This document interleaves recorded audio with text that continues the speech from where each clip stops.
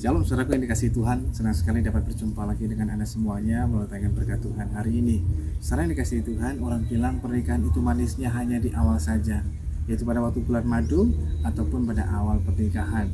Pernikahan akan terasa sangat manis, pernikahan akan terasa sangat menyenangkan dan sangat menggairahkan. Namun, terkadang karena berjalannya waktu dan lain sebagainya, segala sesuatunya bisa menjadi berubah.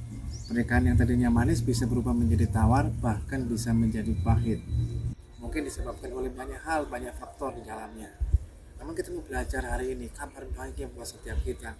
Tuhan Yesus mau memulihkan dan memberkati kehidupan pernikahan kita. Karena Tuhanlah yang merancangkan pernikahan itu sejak dari mulanya.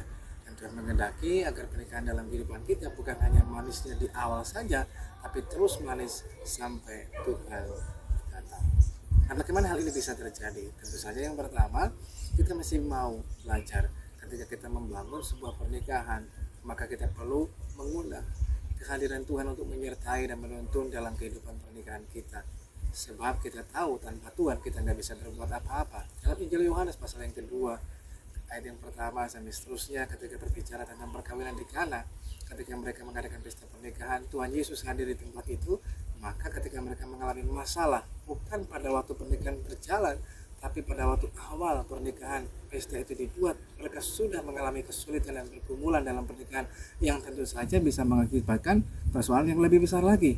Namun bersyukur kehadiran Yesus mampu mengubahkan segala sesuatunya.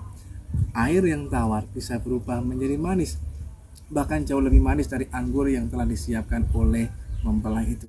Yang kedua, itu bisa terjadi kalau kita menempatkan Yesus sebagai kepala dalam keluarga kita.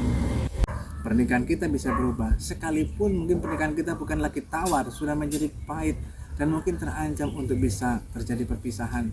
Tetapi ketika kita ada Yesus dalam pernikahan kita dan menempatkan Yesus sebagai kepala dalam pernikahan itu, maka kita belajar untuk menundukkan diri satu sama lain, sehingga tidak merasa bahwa saya paling benar, dia yang salah dan lain sebagainya.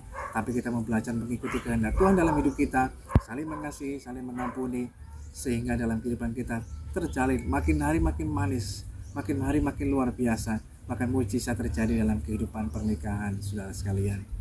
Kiranya Tuhan memberkati kita semuanya, kita punya pernikahan yang berbahagia. Selamat.